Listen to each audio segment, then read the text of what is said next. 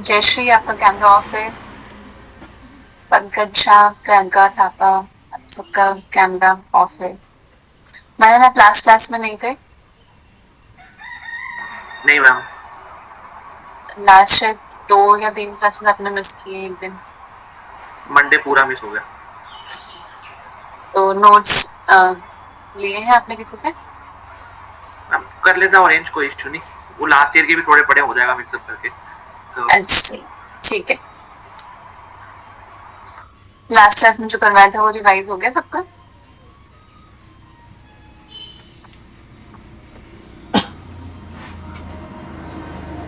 जयश्री, आयुश्री, एकदम blank faces है। मयूरी, हो क्या मैम? क्या मैम?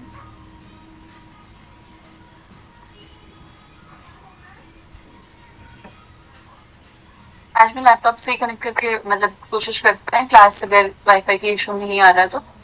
अदरवाइज फिर मैं फोन से ज्वाइन कर लूंगी अगर नहीं हुआ। ठीक है। अभी वैसे वॉइस क्लियर है? जी मैम क्लियर है।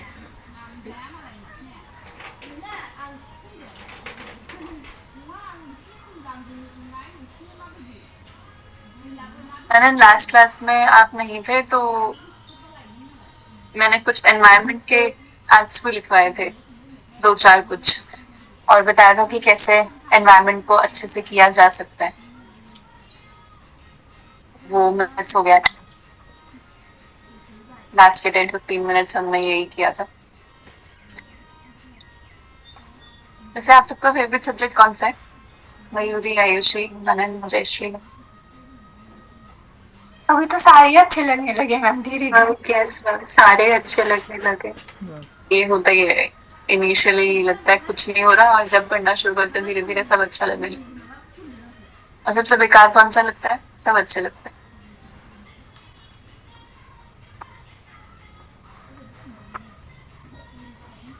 जो छोटे छोटे सब्जेक्ट्स है ना, सोसाइटी, गवर्नेंस, ये स्किप मत करके जाना। मिडिवल हिस्ट्री बच्चे छोड़ देते हैं। तो जिनको अभी अटेम्प्ट देना है उनकी बात अलग है, लेकिन जिनको नेक्स्ट ईयर देना है वो मिडिवल हिस्ट्री अच्छे से कर ले, क्योंकि शायद 2019 या 20 में मिडिवल हिस्ट्री से काफी क्वेश्चंस थे।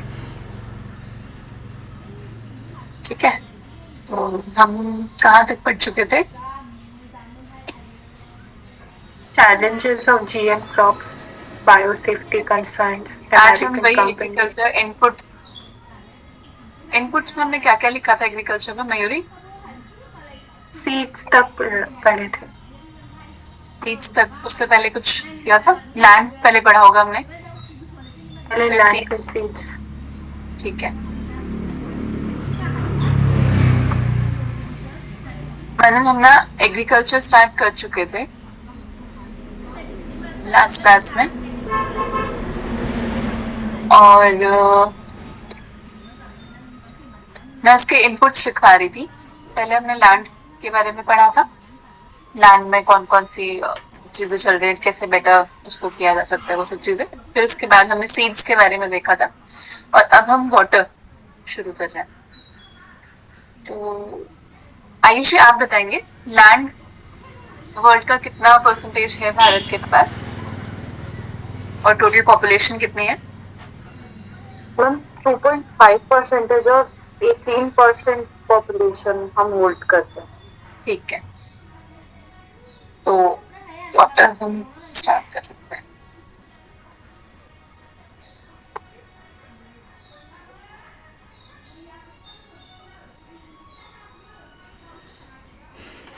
शायद वाईफाई का इशू उन्होंने सॉल्व कर दिया है। इतने टाइम से मैं बहुत परेशान हुई हूँ।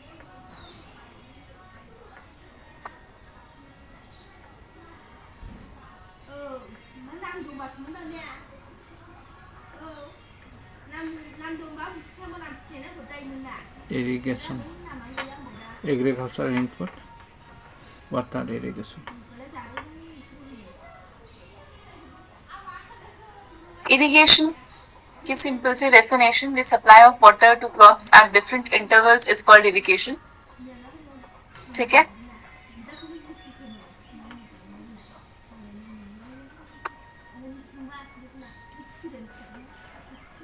50%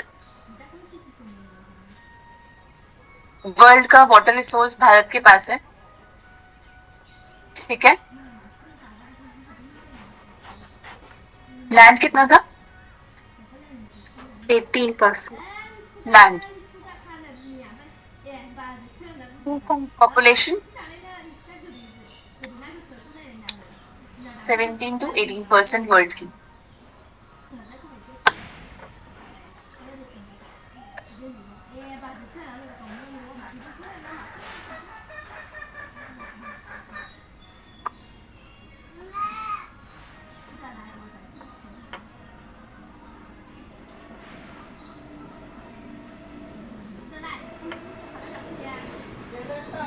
इस डेटा से हमें ये पता चल जाता है कि कितने पॉपुलेशन कितनी ज्यादा है भारत की, उस अकॉर्डिंगली लैंड और वाटर रिसोर्सेज हमारे पास नहीं है। साथ में जो एग्रीकल्चर भारत में है वो सारा 50% या उससे ज्यादा मॉनसून पे डिपेंडेंट होता है। उसमें भी अगर एल नीनो ला नीना वाले ईयर्स आ गए तो वो पूरी क्रॉप डिस्ट्रॉय हो जाती है। तो ये आप लिख लेंगे कि India is a water stressed country.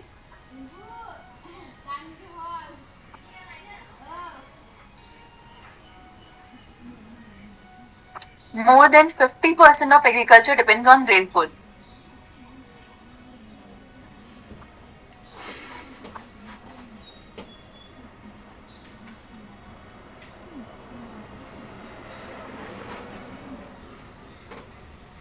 ठीक है, और मॉनसून 3 to 4 मंथ्स ही रहता है, ये भी लिखेंगे।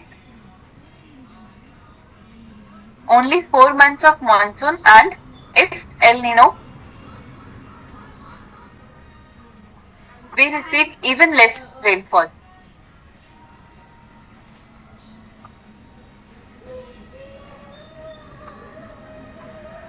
टू 2014 और 15 में फूड इन्फ्लेशन था, वो इसी वजह से था क्योंकि एल नीनो ईयर्स थे।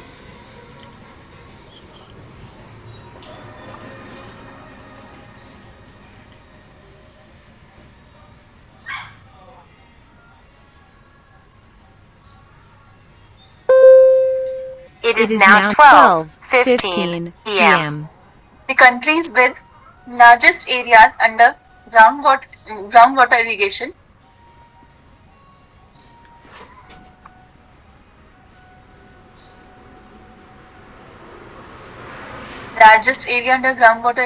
भारत ही है नंबर 1 पे।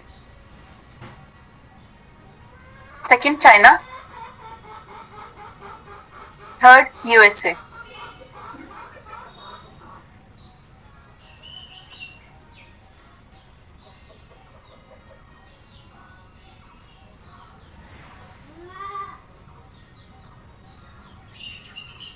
देख लिया?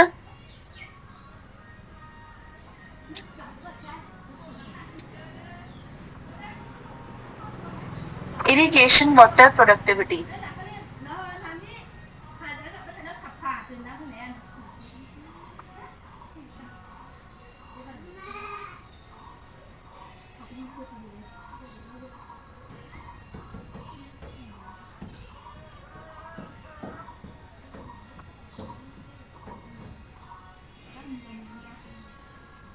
Irrigation water productivity is defined as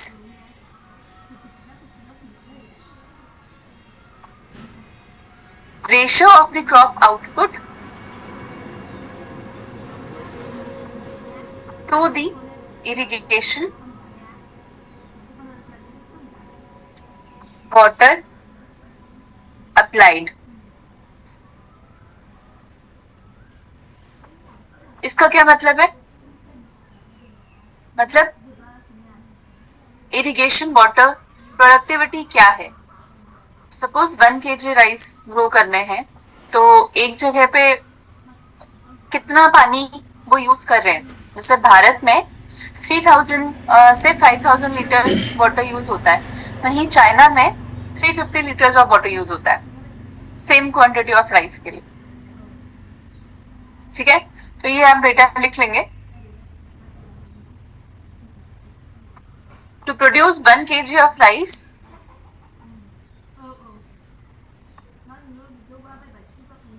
Indian farmers use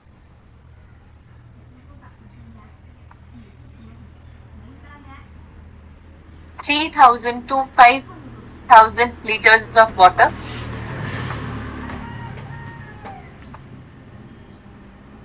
Whereas Chinese farmers manage it within 350 liters of water.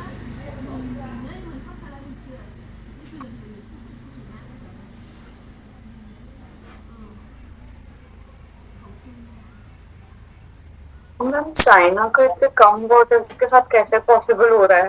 तो बहुत ही डिफरेंस है। टेक्निक्स बहुत ज्यादा डिफरेंस है, ठीक है।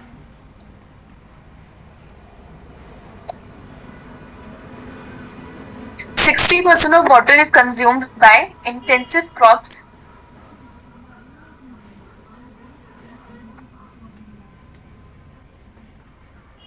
like paddy and sugarcane.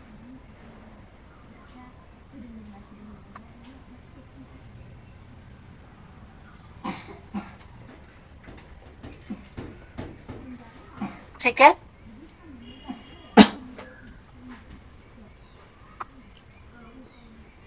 इतना लिख लिया सबने। अब लिखेंगे जल शक्ति मिनिस्ट्री।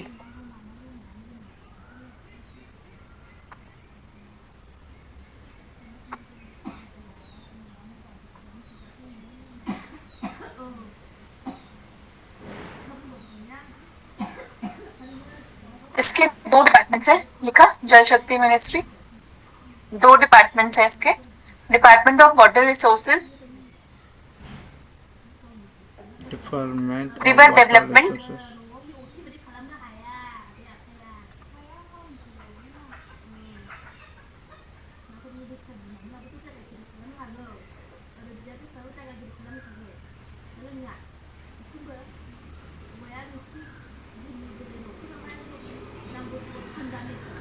एंड गंगा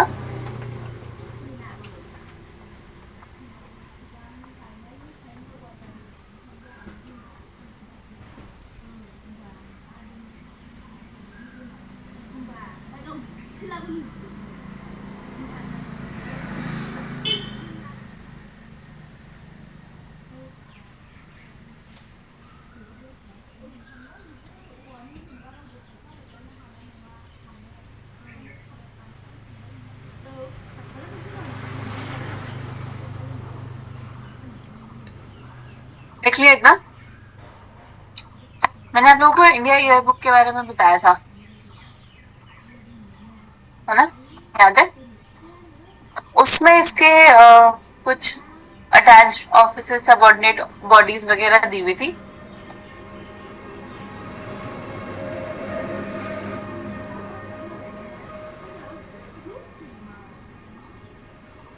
ठीक है।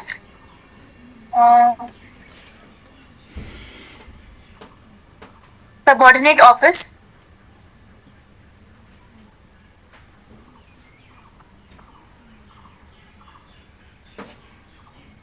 Central water commission,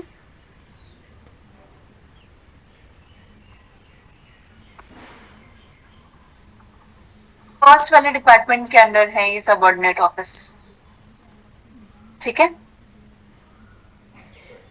national water academy Pune में है।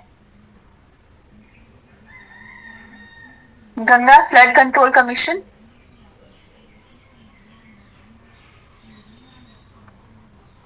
Central water and power research station,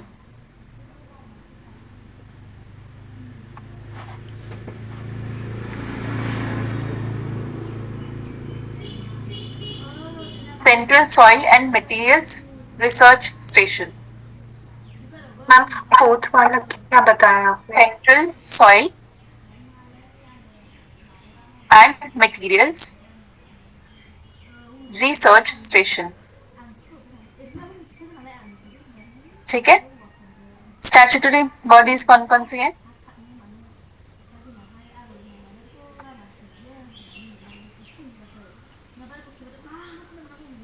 ma'am सारे फर्स्ट के अंदर ही थे ना? हाँ, सब फर्स्ट के अंदर है।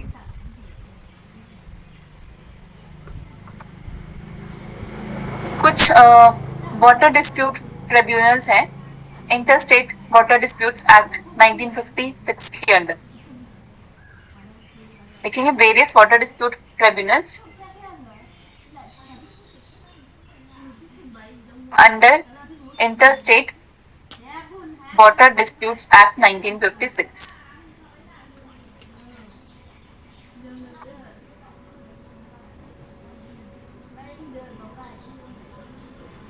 ब्रह्मपुत्रा बोर्ड,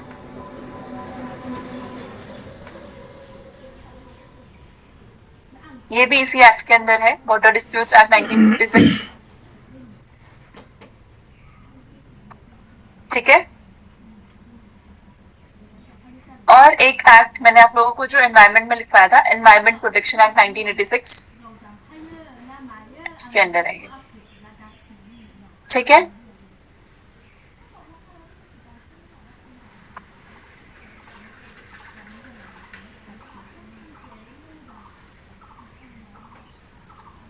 बस इसके अलावा कोई खास इंपॉर्टेंट है नहीं। एक ऑटोनॉमस बॉडी है, वो लिख लो, कृष्णा रिवर मैनेजमेंट बोर्ड।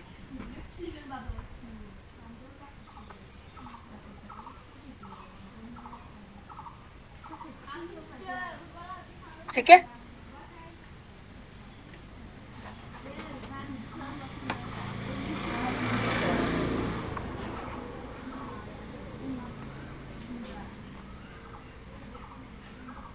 एक स्टैट्यूटरी बॉडी है सेंट्रल ग्राउंड वाटर अथॉरिटी, जो कि एनवायरमेंट प्रोटेक्शन एक्ट 1986 के अंडर बनी हुई है। ये भी चाहो तो लिख सकते हो। वैसे एनवायरमेंट प्रोटेक्शन एक्ट 1986 से पहले मैंने कौन सा लिखवाया था? बायोडाइवर्सिटी 1972 का था। Wild life. हाँ, इन दोनों में तो जितना पढ़ सकते हो उतना पढ़ के जाना। ठीक है। कहीं से भी कोई भी इंफॉर्मेशन मिल रही है तो उसको नोट डाउन कर लेना, क्योंकि बहुत फ्रीक्वेंट है यहाँ से क्वेश्चन आना। ठीक है।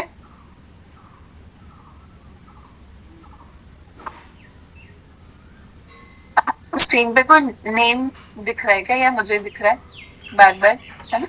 पता नहीं कैसा है।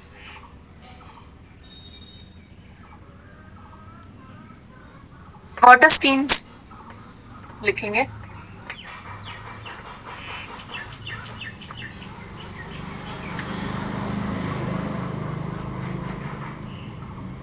भाई 2009 में आई थी ये, नेशनल वाटर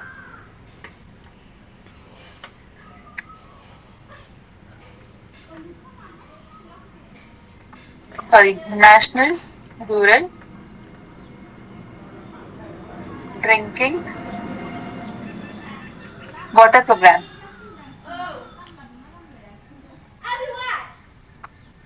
Oh,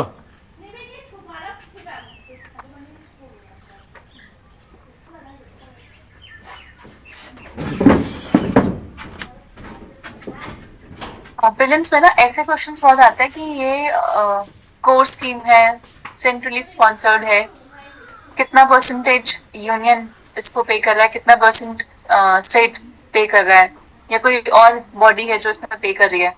तो जब भी आपको स्कीम पढ़े तो ये जरूर चेक कर लें कि कोर स्कीम है, क्या है ये। ठीक है। और कितना परसेंटेज यूनियन इसमें पे कर रहा है, कितना स्टेट। क्योंकि अगर स्कीम से रिलेटेड कोई क्वेश्चन आया तो ये स्टेटमेंट होती है। ठीक है।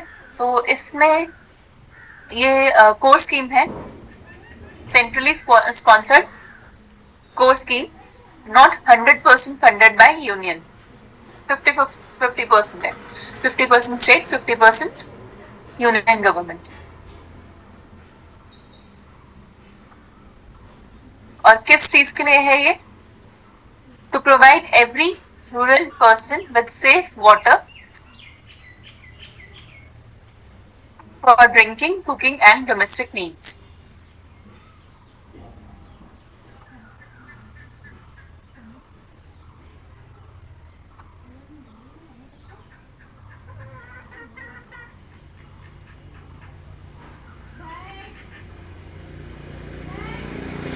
ठीक है। बाद में ये वाली स्कीम आप लोगों ने सुना होगा, जल जीवन मिशन, सुने? उसमें सबस्यूम हो गई थी। ठीक है।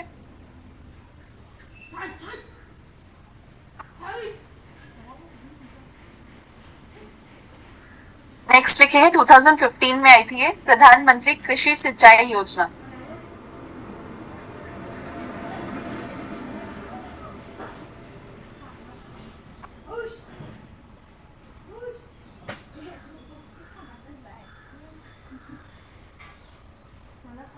प्रधानमंत्री कृषि सिंचाई योजना 2015 में आई थी।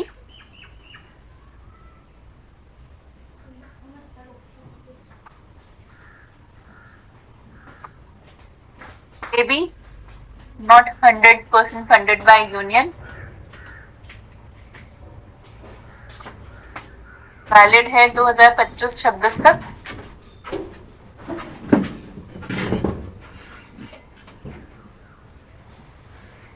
तो भी ऐसे टॉपिक्स होते हैं कि 2020 जैसे 25 में एग्जाम देना है, तो कोई चीज ऐसी है जो 25 में एंड हो रही है, उस पर आप ज्यादा फोकस देना। 25-26 ज्यादा उस पर फोकस देना। कोई चीज ऐसी है किसी चीज को 50 इयर्स 100 इयर्स हो रहे हैं, उस पर थोड़ा ज्यादा फोकस देना। हिस्ट्री से रिलेटेड जो भी चीजें हो,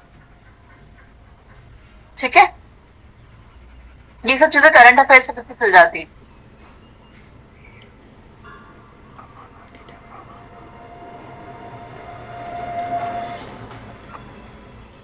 इसमें अलग अलग, बस इतना बताना चाहिए कि 100% यूनियन गवर्नमेंट नहीं पे कर रही है, क्योंकि स्टेट्स का कुछ अलग अलग डिसाइड हुआ है कि इतना ये वाला स्टेट पे करेगा, ऐसा कुछ है इसमें। तो इतना पता होना चाहिए कि यूनियन 100% पे नहीं कर रहा है।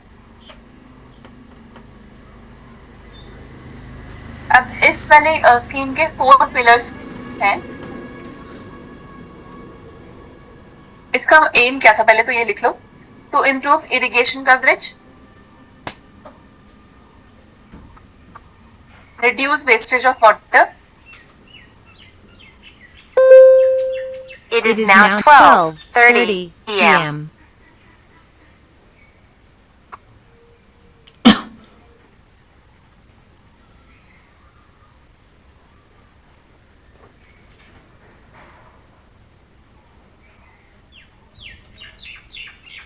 फर्स्ट पिलर है एक्सेलरेटेड इरिगेशन बेनिफिट प्रोग्राम।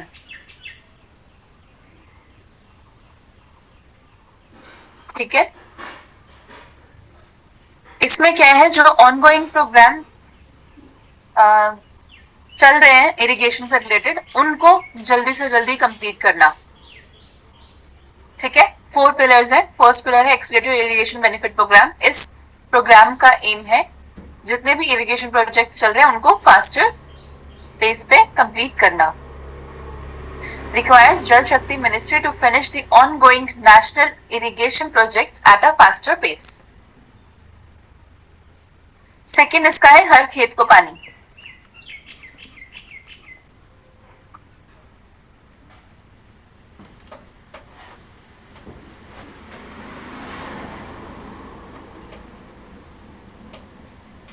ये तो नाम से समझ में आ रहा है, हर खेत को पानी। Requires Jal Shakti Ministry to distribute water to each and every farm by setting up canal network.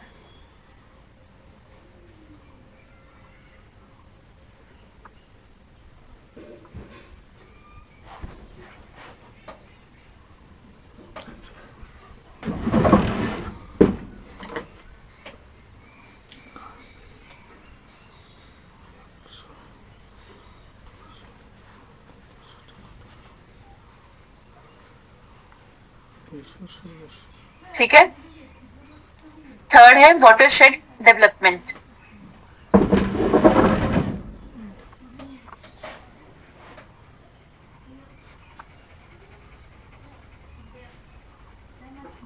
इसमें क्या लिखेंगे, इतना लिख लिया सबने।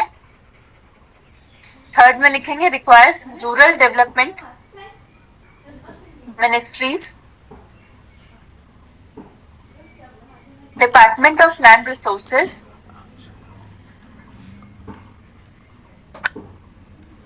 to set up water harvesting structures,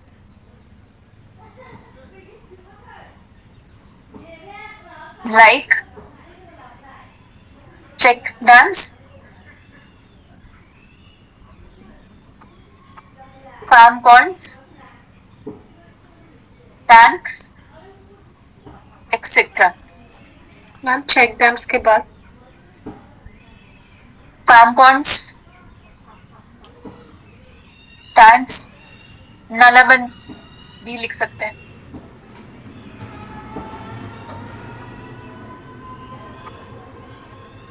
और traditional water storage system such as जल मंदिर गुजरात में,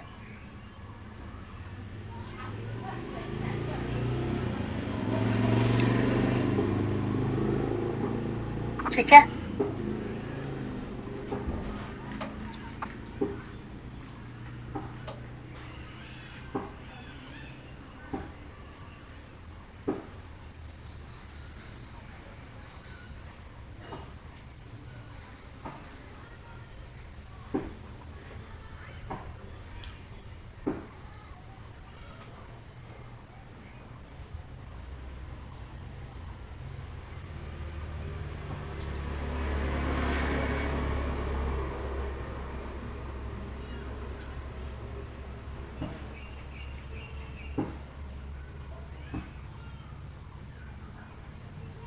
ठीक है,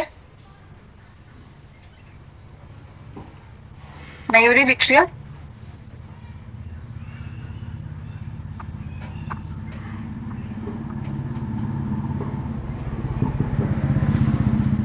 इतना लिख लिया सबने.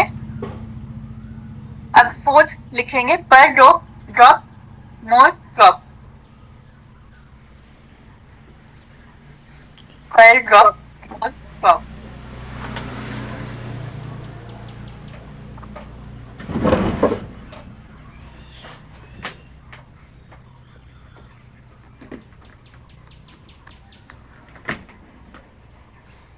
Requires Agriculture Ministry to improve the water usage efficiency. अब नाम से समझ में आ रहा होगा, आप लोगों ने माइक्रो इरिगेशन सुना होगा न्यूज में. To improve the water usage efficiency through micro irrigation devices,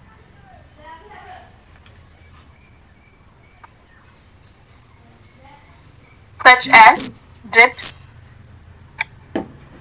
sprinklers, rain guns,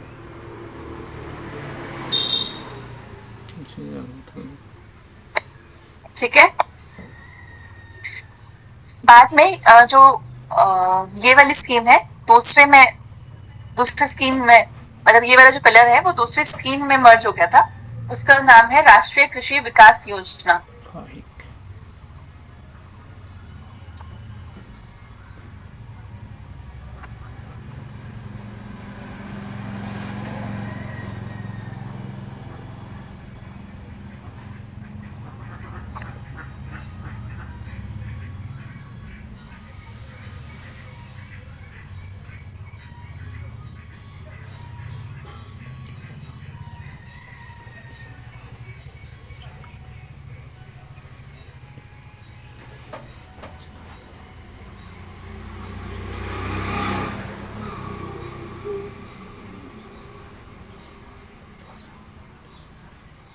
fertigation क्या होता है?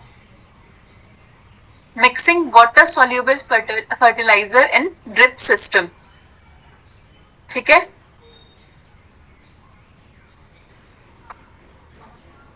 इससे क्या होगा, जो फर्टिलाइजर है वो सीधा रूट्स में जाएगा और जो फर्टिलाइजर का वेस्टेज है वो नहीं होगा,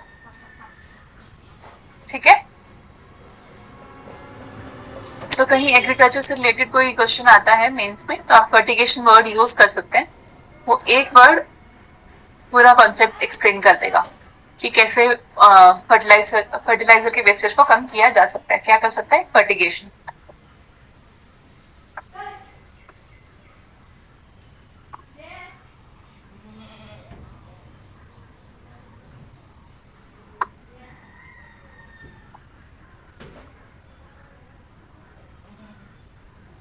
मल्चिंग,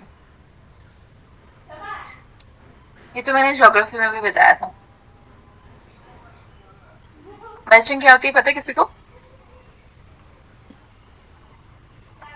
मम्मी जब हम अपने गार्डन में सूखे पत्तों को ऐसा सूखे पत्ते और उसको एक लेयर कर देते हैं। बिल्कुल, सिर्फ सूखे पत्ते नहीं, वुड वगैरह किसी भी चीज से कर सकते हैं। ठीक है। Mulching is a simple process of covering the bare soil with straw, wood chips, और जैसा सूखे पत्ते बताया अभी आयुषी ने, इससे क्या होता है, वाटर इवेपोरेशन रिड्यूस हो जाता है, और सॉइल इरोजन में बताया था मैंने आप लोगों को ज्योग्राफी में, ये तो सॉइल इरोजन नहीं होती।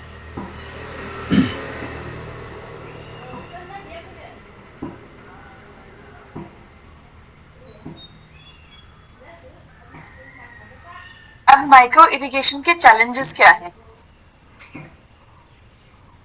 सबसे पहले तो ये बहुत एक्सपेंसिव है, तो लिखेंगे हाई कॉस्ट ऑफ परचेज,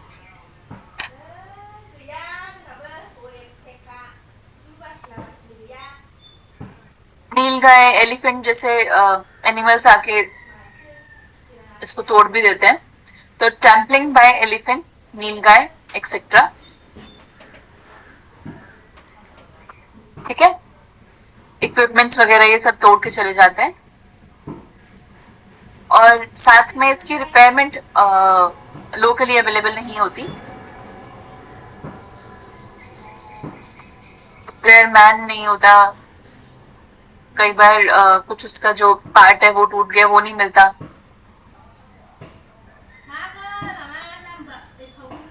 और जो रिपेयर कॉस्ट है वो भी क्रॉप इंश्योरेंस में इंक्लूडेड नहीं होती, इसलिए लोग इसको अडॉप्ट नहीं करते हैं।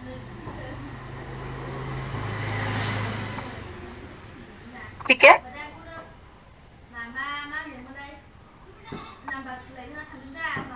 नेक्स्ट लिखेंगे नमामि गंगे योजना 2015।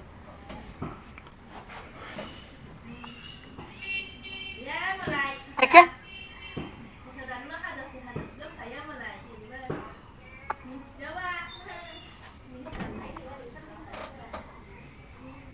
नाइनटीन 1986 में गंगा एक्शन प्लान आया था। कौन लेके आया था गंगा एक्शन प्लान? 1986 में प्राइम मिनिस्टर कौन थे?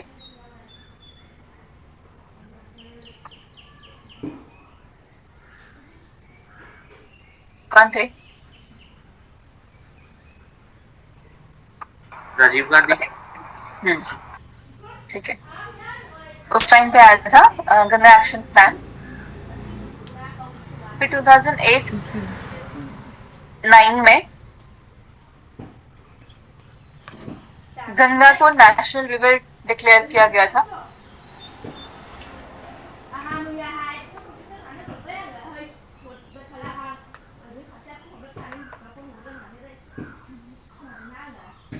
टू 2015 में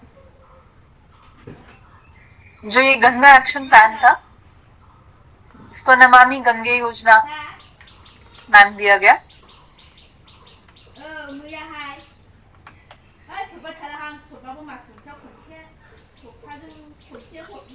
इस योजना का बॉस कौन है? Water resources department. Central sector scheme है, 100% फंडेड बाय यूनियन गवर्नमेंट।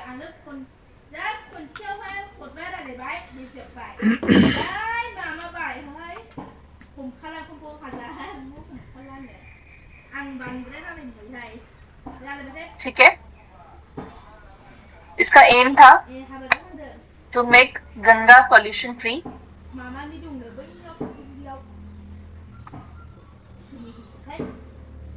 ठीक है,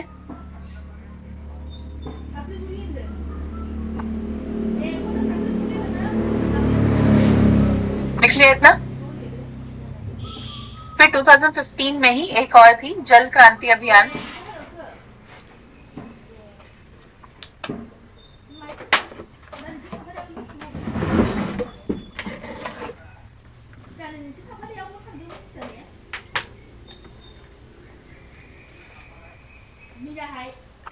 इसमें क्या था कि हर एक डिस्ट्रिक्ट में से 2 ऐसे विलेजेस निकाले जाते थे जिनमें सबसे ज्यादा वाटर शॉर्टेज है, और फिर उनको वाटर सप्लाई हो सके वो विलेजेस, ऐसा काम किया जाता था। तो इसमें लिखेंगे इन वाटर रिसोर्सेज डिपार्टमेंट के अंदर आती है, in every district 2 villages facing acute water shortage are designated as Jal Gram, and efforts are made to turn them into water surplus villages.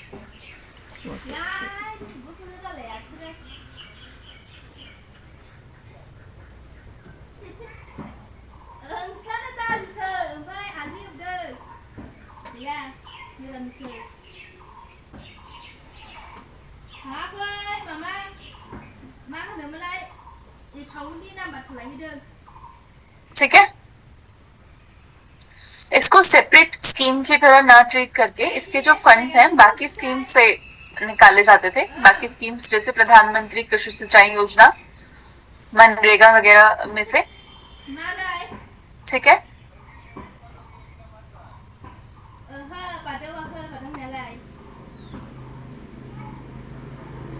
फिर जल शक्ति अभियान 2019 के बाद से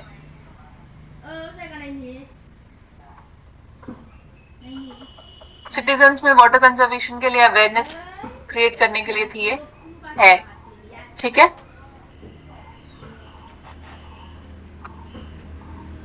क्या लिखा? जल शक्ति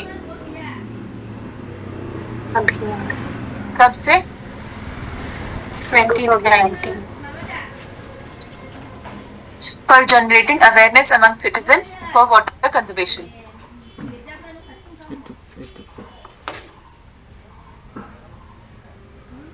जल जीवन मिशन रूरल एरियाज में It is 2009 now 12:45 p.m.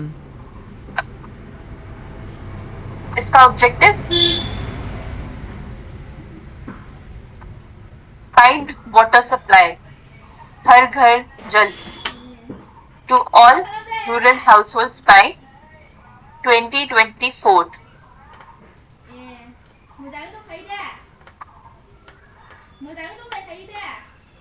अटल भूजल योजना 2019,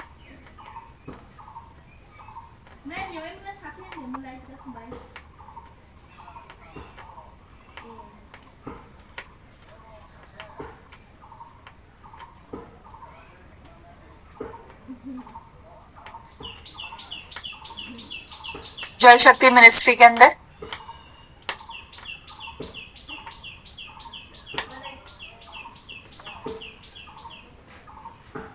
इसकी फंडिंग यूनियन गवर्नमेंट और वर्ल्ड बैंक कर रहा है।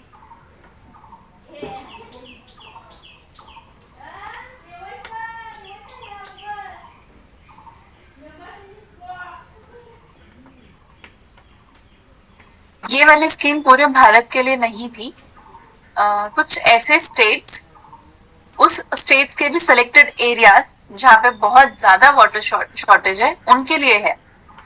The scheme is not meant for entire India, but only in the selected areas of selected 7 states.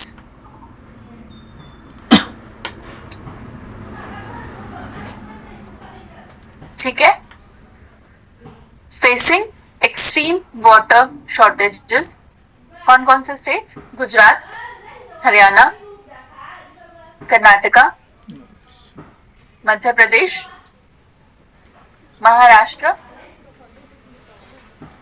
Rajasthan, Uttar Pradesh.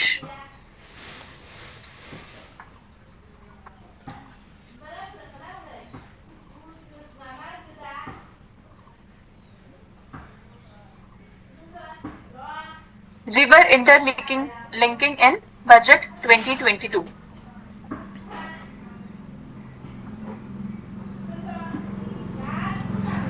मैंने आप लोगों को ज्योग्राफी में लिखवाया था कि इसके पॉजिटिव और नेगेटिव क्या है जब हम रिवर को इंटरलिंक करते हैं, याद है सबको? वो सब कुछ इसमें आएगा। ठीक है,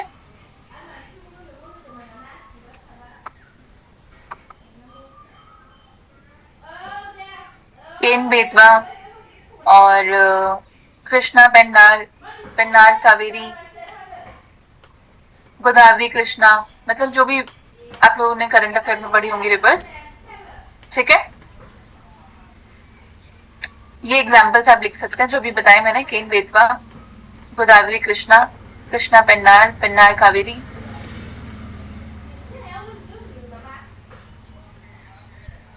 ठीक है,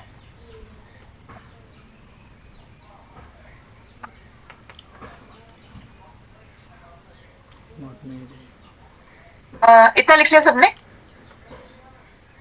क्वेश्चन सुनेंगे, आंसर नहीं देना है, बट ये आइडिया लग जाएगा कि किस तरीके से क्वेश्चन प्रीलिम्स में पूछते हैं। प्रीलिम्स 2020 का क्वेश्चन है ये। फर्स्ट स्टेटमेंट है 36% of India's districts are classified as over exploited और critical by central ground water authority. फिर है next statement, central ground water authority was formed under environment protection act. मैंने आप लोगों को बताया कि एनवायरमेंट प्रोटेक्शन एक्ट ये बहुत इंपॉर्टेंट है। ये दो एक्ट जो स्टार्टिंग में हमने लिखे थे, ये दोनों ही बहुत इंपॉर्टेंट है।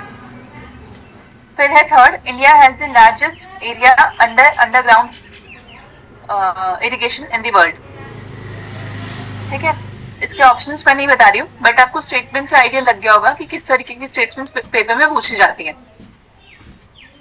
तो ये बहुत कॉमन है। एक तो एनवायरमेंट प्रोटेक्शन एक्ट, दूसरा किसी अथॉरिटी का नाम दे देना, जैसे इसमें CGWA दिया हुआ है, सेंट्रल ग्राउंड वाटर अथॉरिटी। और तीसरा कोई डेटा पूछ लिया कि लार्जेस्ट एरिया है भारत के पास, या कौन से किसी भी नेशन का नाम देके। चौथा, अगर स्कीम पूछिए तो कितना परसेंट यूनियन पे कर रही है।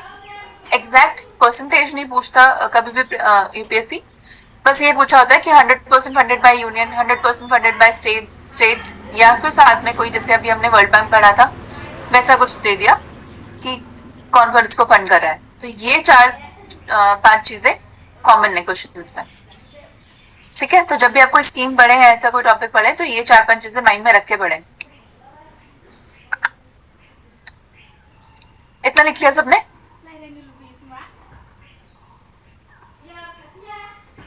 नेक्स्ट लिखेंगे एग्रीकल्चर इनपुट फर्टिलाइजर। अभी हम क्या लिख रहे थे? वाटर। 3 इनपुट्स हमने कौन कौन से पढ़ लिए? Land, soil, water.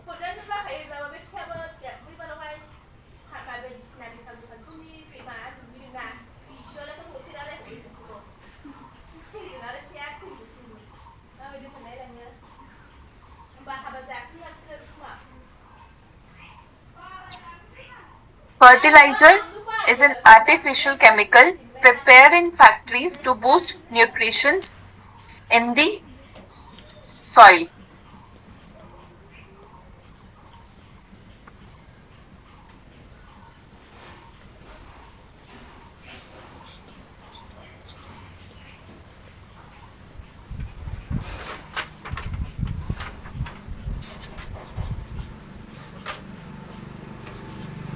इन दोनों में क्या डिफरेंस है? Manure organic compost. ठीक है, ये नेचुरली बना हुआ है, और ये अभी हमने डेफिनेशन देखी फैक्ट्रीज वगैरह में, किस लिए? सॉइल के न्यूट्रिएंट्स को इंक्रीज करने के लिए।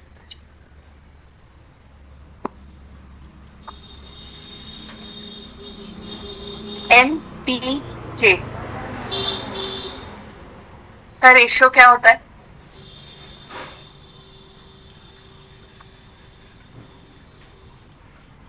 NPK क्या है? Nitrogen, phosphorus, potassium.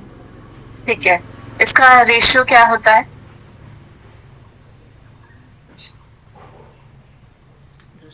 ये तो आपको एकदम टिप्स पे होना चाहिए कि इतना रेशियो होना चाहिए।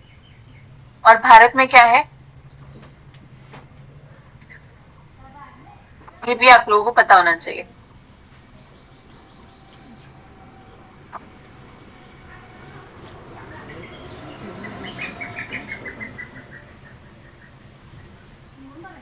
ये तो किसी से इंटरव्यू में भी पूछा था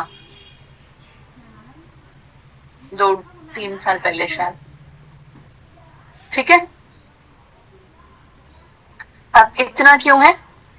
क्योंकि यूरिया सब्सिडाइज रेट पे मिलता है, तो जिसपे सब्सिडी ज्यादा मिलती है वो इजीली अवेलेबल होता है फार्मर्स के लिए, तो वो भर भर के डालते हैं। ठीक है, लिखेंगे 8:3:1 because subsidized cheap urea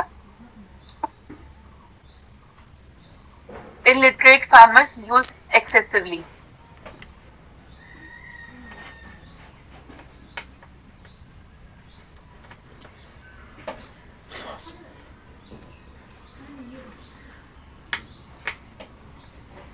As a result, points में लिखेंगे नंबर 1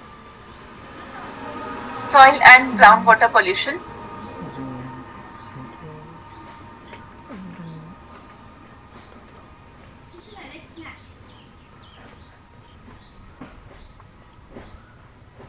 ठीक है, और क्योंकि सब्सिडी पे मिल रहा है यूरिया तो इसको नॉन एग्रीकल्चर पर्पस के लिए भी फार्मर्स सेल कर देते हैं।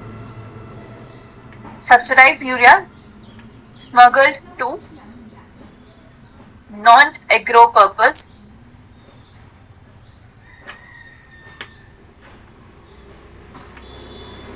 in chemical industries related to dyeing, inks, coatings, plastics, paints, even synthetic milk.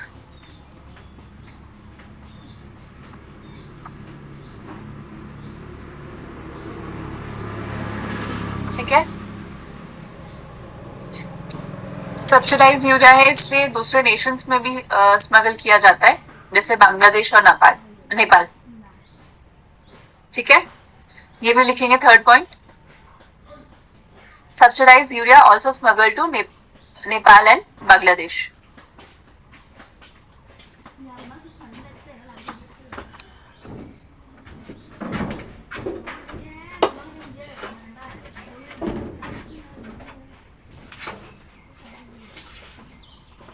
लिख लिए तीनों पॉइंट्स। फोर्थ लिखेंगे इंक्रीज यूज ऑफ स्मगलिंग। इससे क्या होता है? सब्सिडी बर्डन गवर्नमेंट पे इंक्रीज हो जाता है। इंक्रीज सब्सिडी बर्डन, इससे क्या होता है? फिस्कल डेफिसिट इंक्रीज होता है। Increase fiscal deficit.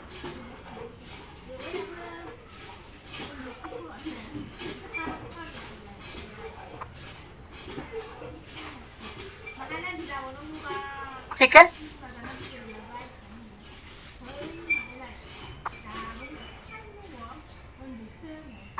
अब इसका क्या सॉल्यूशन निकाला गया कि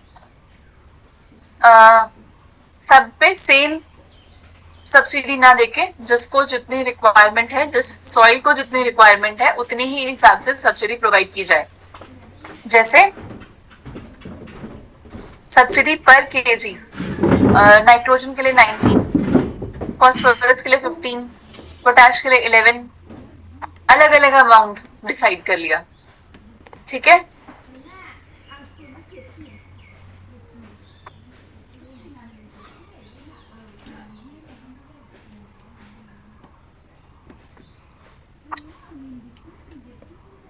सॉइल की रिक्वायरमेंट के अकॉर्डिंगली।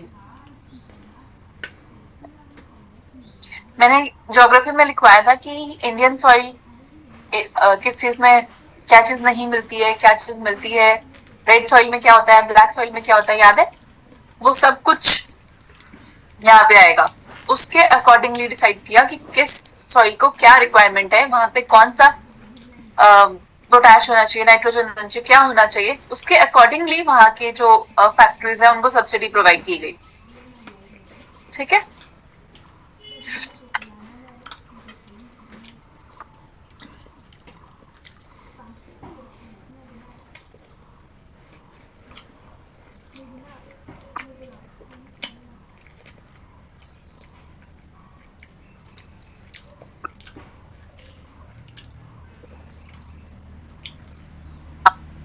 लेकिन जो मैंने आप लोगों को बताया कि इस स्कीम में ऐसे अलग अलग डिसाइड कर लेते हैं। इस स्कीम का नाम है न्यूट्रिएंट बेस्ड सब्सिडी, 2010 में आई थी। ठीक है, इसमें यूरिया इंक्लूडेड नहीं है। यूरिया के लिए अलग से सब्सिडी दी जाती है। और बहुत बार गवर्नमेंट यूरिया सब्सिडी की जो फाइल्स होती है उनको जल्दी क्लियर कर देती है, और जो बाकी इस स्कीम में जो भी चीजें आ रही है न्यूट्रिएंट बेस्ड सब्सिडी, इसको जल्दी से क्लियर नहीं करती, पेमेंट्स वगैरह। ठीक है,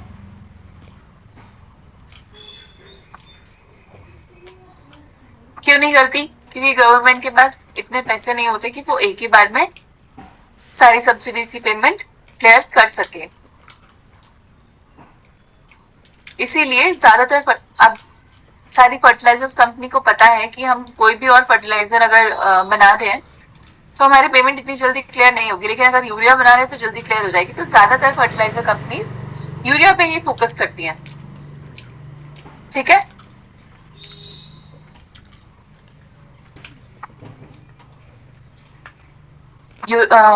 therefore fertilizer companies focus more on urea than other fertilizers. इससे क्या होगा? Shortage in supply of non urea fertilizers. उससे क्या होगा? फार्मर्स जिसको पता नहीं है कितना यूरिया डालना है कितना नहीं, वो ओवर यूज करेगा।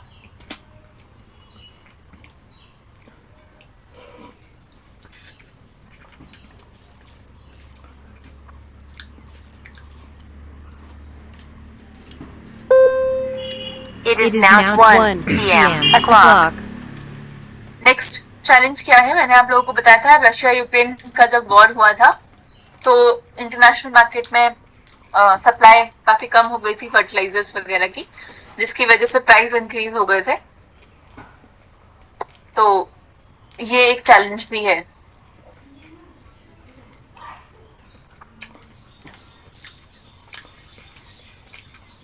इसलिए गवर्नमेंट को ज्यादा सब्सिडी पे करनी पड़ रही थी ताकि प्राइस इंक्रीज ना हो भारत में।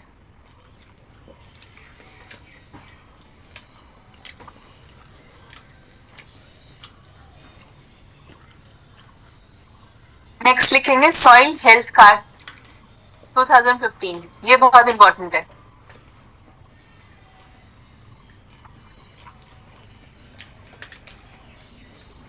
ये मैंने आपको ज्योग्राफी में भी लिख पाया था। सॉइल हेल्थ कार्ड याद है सबको? जब आपने वो लेयर्स भी बताई थी ना सॉइल, हाँ, उसके बाद दिखाया था सॉइल हेल्थ कार्ड। 2015 में आई थी ये वाली स्कीम। यूरिया का मिसयूज ना हो इसलिए आई थी। इसको यूनियन 100% फंड नहीं कर रहा है। 12 पैरामीटर्स हैं इसके।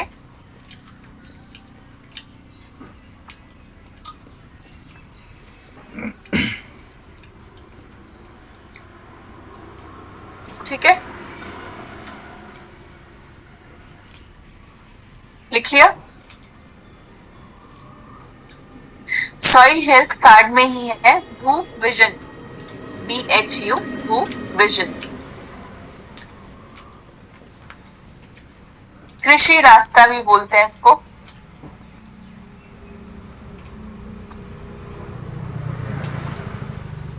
कृषि कृषि रास्ता, RASTAA।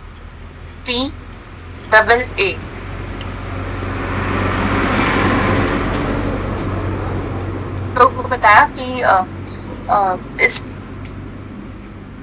सॉइल हेल्थ कार्ड में वो 12 पैरामीटर्स चेक करते हैं, पैरामीटर्स है इसमें। तो जो ये भू विजन है ये एक सॉइल टेस्टिंग इक्विपमेंट है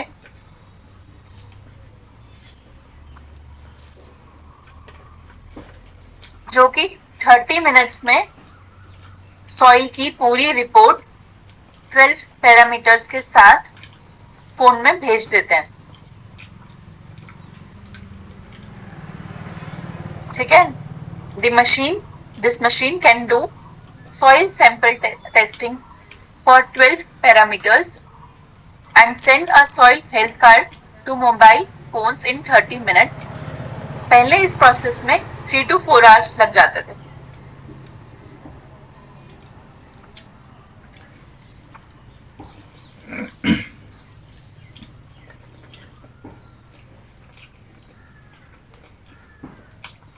अब यूरिया का मिसयूज ना हो इसके लिए क्या किया जा सकता है? इसके लिए आया नीम कोटिंग ऑफ यूरिया 2015 में। Which coating ma'am? Neem, NEEM। जैसे नीम पता है ना क्या होता है?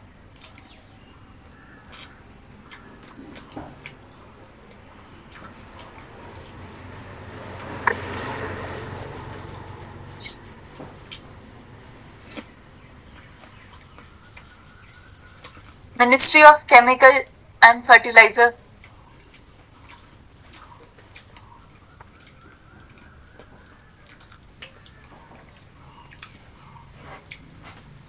गवर्नमेंट ने ये मैंडेटरी कर दिया था कि कोई भी यूरिया को सेल करने से पहले उस पर नीम कोटिंग होगी। आज मेरे गले में फिर से बहुत दर्द हो रहा है।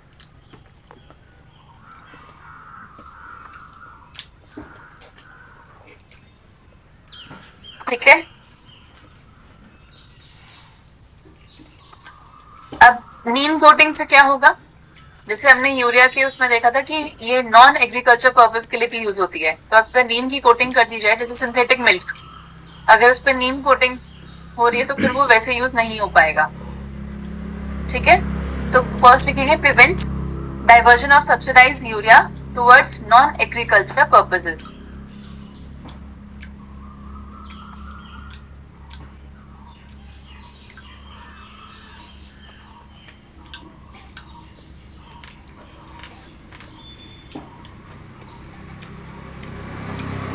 Second, neem coating slows down the rate of dissolution of urea.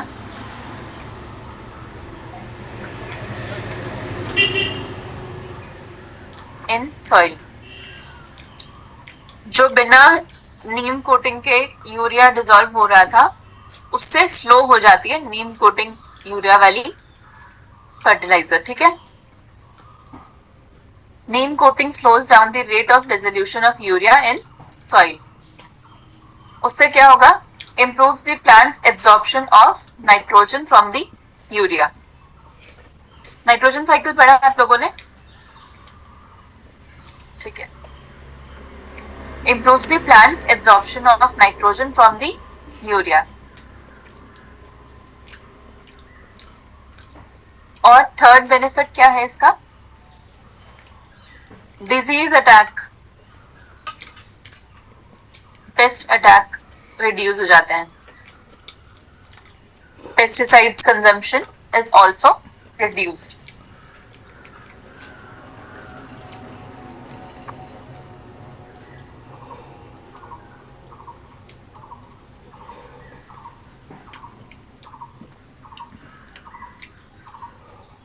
लिख लिया? प्रीलिम्स 2016 का क्वेश्चन है, सिर्फ स्टेटमेंट सुनेंगे।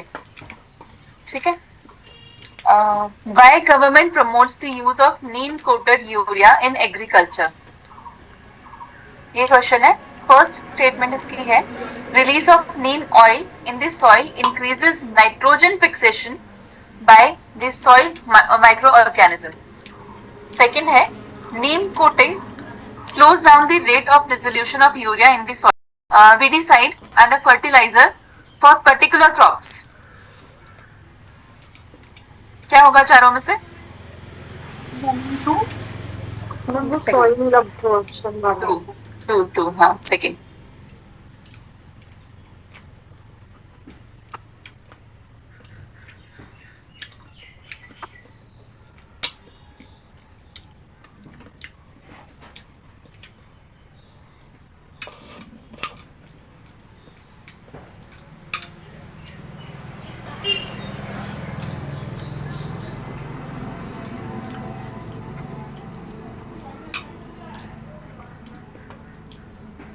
नेक्स्ट जो मिसयूज को रोकने के लिए था वो था direct benefit transfer of fertilizer 2018 में।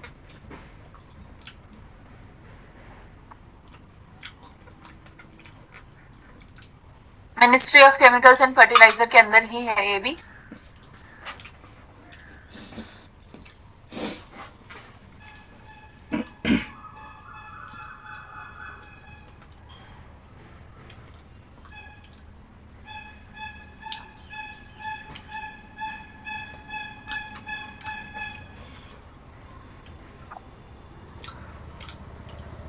ठीक है, इसमें क्या था, जब रिटेलर फार्मर को डायरेक्ट फर्टिलाइजर सेल कर देगा तभी गवर्नमेंट सब्सिडी पे करती थी फर्टिलाइजर कंपनी को, और उन फार्मर्स का आधार कार्ड वगैरह सारी डिटेल्स उन कंपनीज के पास होती थी, ताकि ये पता रहे कि कितना किस फार्मर को दिया जा रहा है, और जो मिसयूज होता था, जो स्मगलिंग होती थी, वो उसको रोका जा सके।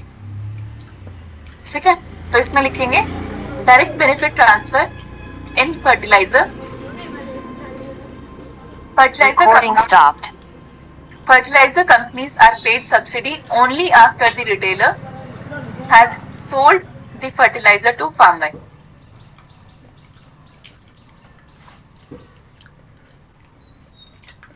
And noting down his Aadhaar card, Kisan credit card, voter identity card, etc. to verify his identity as farmers. क्योंकि कुछ फार्मर्स नहीं होते थे लेकिन सब्सिडी ले लेते थे और उसको स्मगल कर देते थे। ठीक है,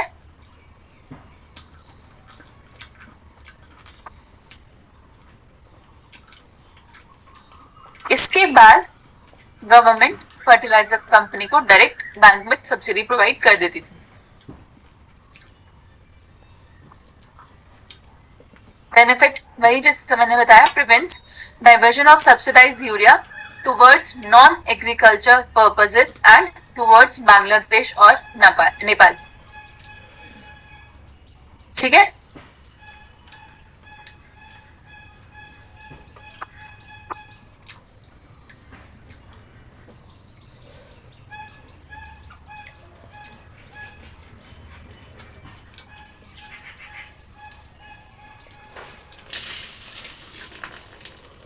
एक अलग से वो फैक्ट लिख लेंगे कि इंडियन फार्मर्स फर्टिलाइजर कोऑपरेटिव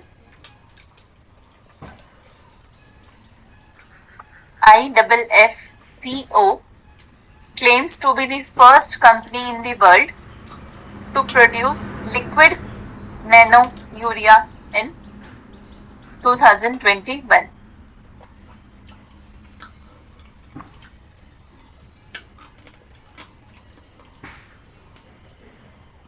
ठीक है,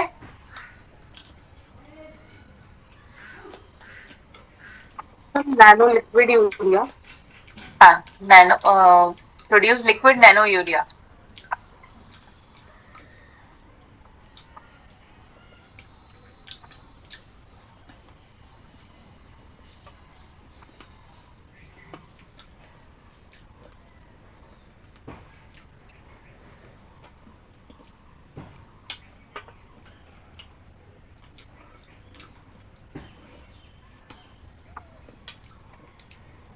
ठीक है, नेक्स्ट लिखेंगे प्रधानमंत्री किसान समृद्धि केंद्र 2022 में।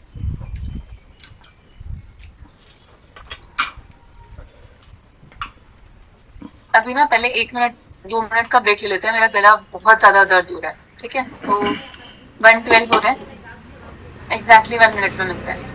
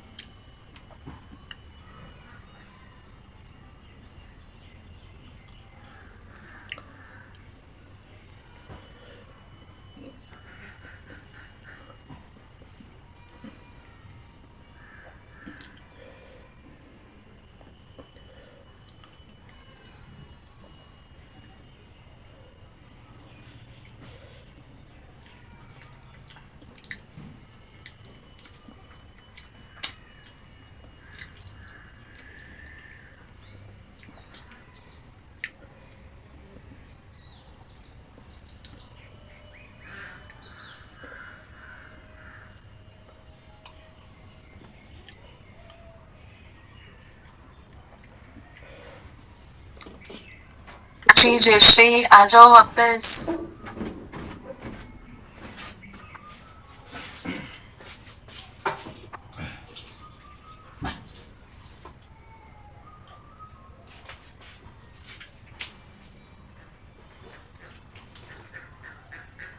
आप लोगों को जीडीपी, जीएनपी, एनएनपी ये सब पता है क्या होता है?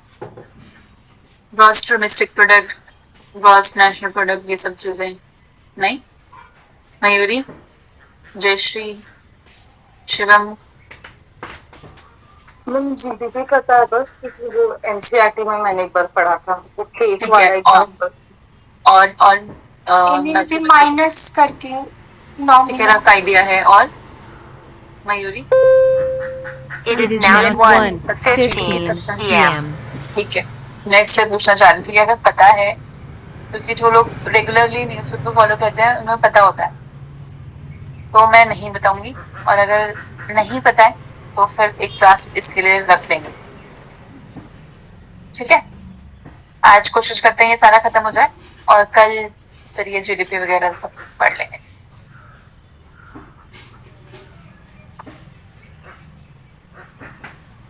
बनन, आपको पता है? पंकज, श्वेता, पता है?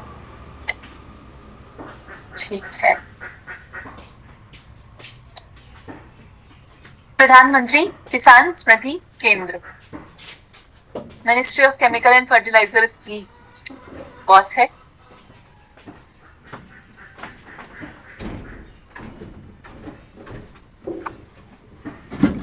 ये किस लिए थी?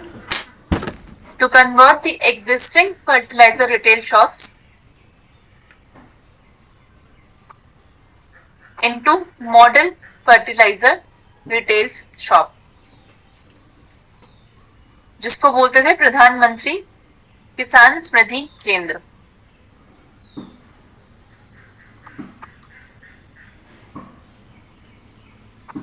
ये जो शॉप होंगी वो वन स्टॉप शॉप होंगी सभी एग्रीकल्चर रिलेटेड इनपुट्स के लिए, जैसे सीड्स, फर्टिलाइजर, पेस्टिसाइड्स, ये सारी चीजें और बाकी services. These shop will act as one-stop shop for all agriculture-related inputs such as seeds, fertilizer, pesticides, etc. and services.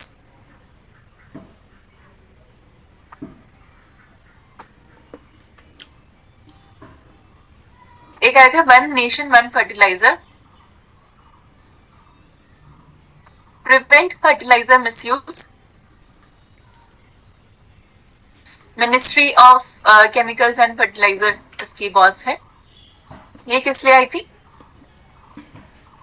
जिसे नाम से पता चल रहा है, प्रिवेंट फर्टिलाइजर मिसयूज। नाम इसका ये था, प्रधानमंत्री भारतीय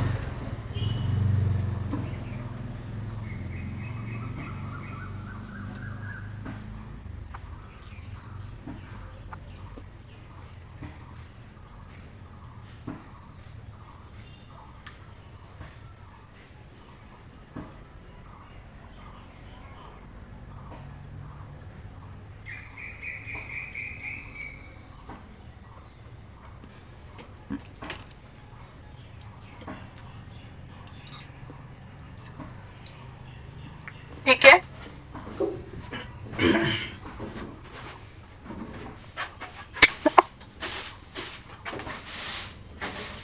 RTL के बाद क्या लिखा है? बस जन JA, पता नहीं इसको कैसे प्रोनाउंस है, JANUR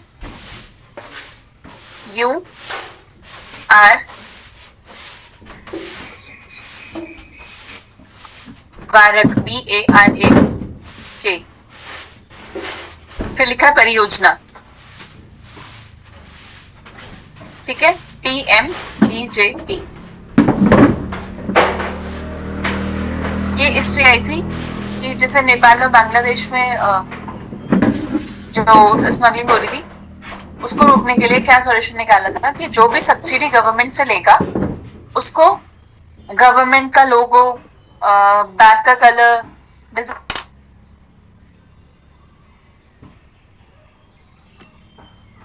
जब चेकिंग होगी बॉर्डर्स पे, तो पता चल जाएगा कि ये तो गवर्नमेंट का लोगो वगैरह लगा हुआ है, ये डोमेस्टिक घर यहाँ के यूज के लिए है और जो उसको बाहर स्मगल किया जा रहा है। ठीक है, तो इसमें लिखेंगे if company receiving fertilizer subsidy from government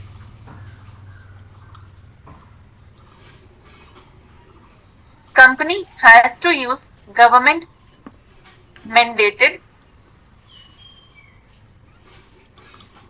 brand name,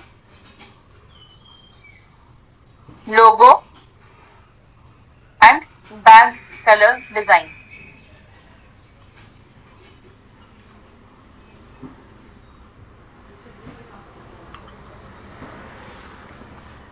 Single brand name for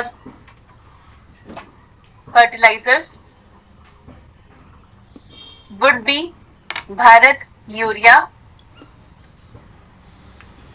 Bharat NPK, मतलब इस तरीके से जो भी फर्टिलाइजर होगा उस पर लिखा होगा भारत वो।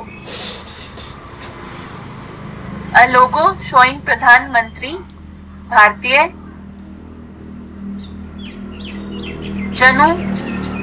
जनुर्बारक परियोजना। ठीक है, इसमें इस लोगो लिखा होगा, लोगो बना होगा और ये नाम लिखा होगा। बेनिफिट्स क्या है? इजी, जो भी मैंने आप लोगों को बताया, easy to spot such fertilizer bags, so if any smuggling being done then easily it can be detected. Second इसका बेनिफिट, गवर्नमेंट को फेम मिलता है, गवर्नमेंट कैन क्लेम क्रेडिट या फिर fame among farmers. Farmers become aware, sensitive about the subsidy being paid by government.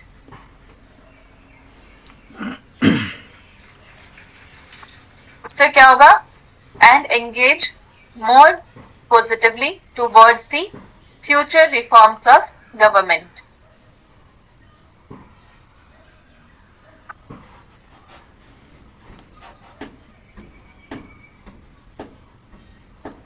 ठीक है, next लिखेंगे PM Pranam scheme. PM Pranam, PRANAM scheme in 2023। Boss इसकी वही है, ministry of chemicals and fertilizer. ये है to reduce the use of chemical fertilizers.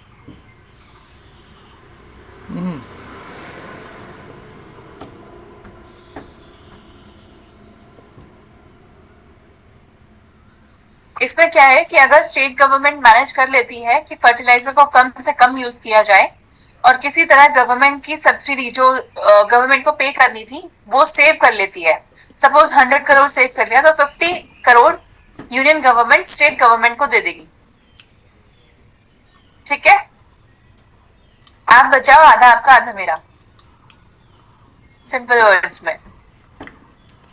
इसमें लिखेंगे if state government manages to reduce fertilizer consumption and saves rupees, कितना भी अमाउंट लिख लो उसमें, X amount subsidy bill for union, then union to give rupees उसका आधा as grant to the state government.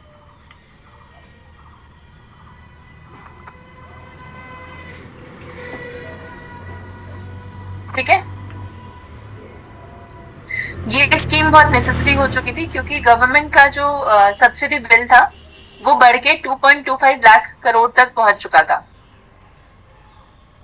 Clear है? फर्टिलाइजर भी complete हो गया। 4 इनपुट्स कौन कौन से हो गए? Land, seed, water, fertilizer. अब है